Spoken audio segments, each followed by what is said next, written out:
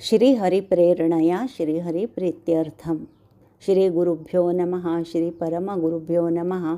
श्रीमदानन्दतीर्थभगवत्पादाचार्य गुरुभ्यो नमः। व्यासाय भवनाशाय श्रीशाय गुणराशये हृद्याय शुद्धविद्याय मध्वाय च नमो नमः। अभ्रमं भङ्गरहितम् अजडं विमलं सदा आनन्दतीर्थमतुलं भजे तापत्रयापहम। श्रोते हो नमस्कार। आपण जगद्गुरू श्री मध्वाचार्यांच्या जीवनचरित्रावर आधारित डॉक्टर व्यासनकेरे प्रभंजनाचार्य लिखित मूळ कन्नड ग्रंथ श्री पूर्ण प्रज्ञदर्शन या ग्रंथाच्या मी केलेल्या अनुवादाच्या 61व्या भागात आपण आज भेटत आहोत। श्रीमद भागवत तात्पर्य निर्णय हा आजचा मुद्दा आहे। हा भाग मागील भागावरून पुढे चालू आहे। प्रतिनित्य या प्रकारे अद्भुत प्रवचन श्रवण करणाऱ्या जिज्ञासू वृंदाने श्रीमध्वांकडे आपली प्रार्थना प्रस्तुत केली।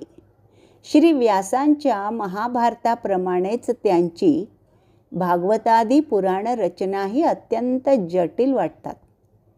त्यांचा मतितार्थ योग्य प्रकारे ग्रहण झाल्यास वेदादींच्या तात्पर्य ग्रहणास खूप उपयुक्त ठरते।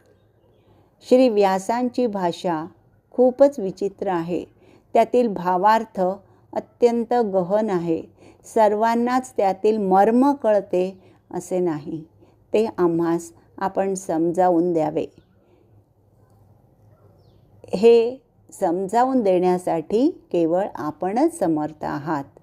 पुराण प्रपंचासाठी अशी एक भाष्य रचना करून देण्याची आम्ही आपणास विनंती करतो।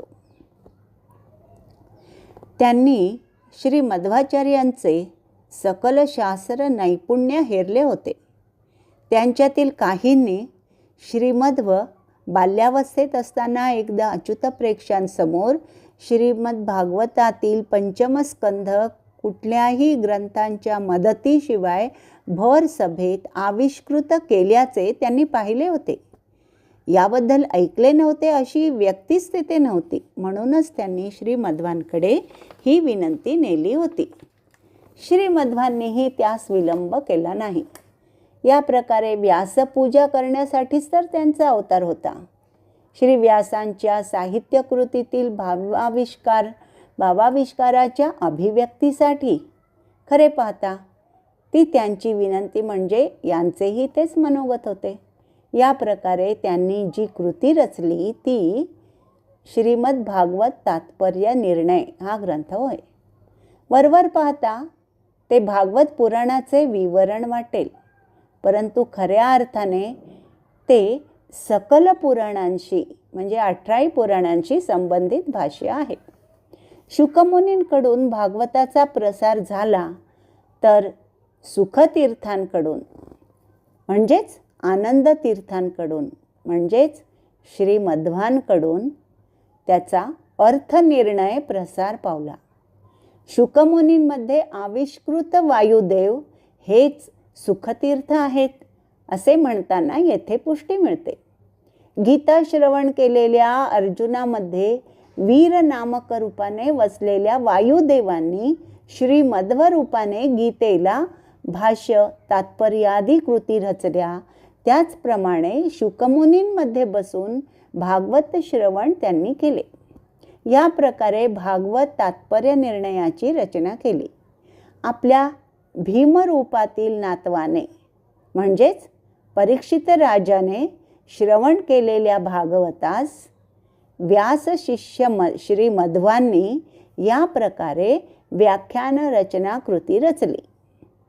श्रीमद भागवताची रचना केली ती अर्जुनाच्या आजोबांनी श्री वेदव्यासांनी।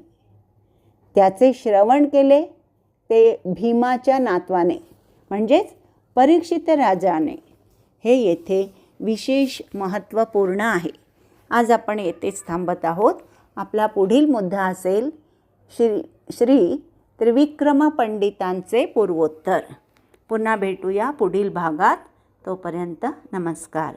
श्री भारती रमण मुख्य प्राणांतर्गत म्हणजेच गुरु मध्वांतर्गत वेदव्यासात्मक श्रीकृष्णार्पणमस्तु. धन्यवाद.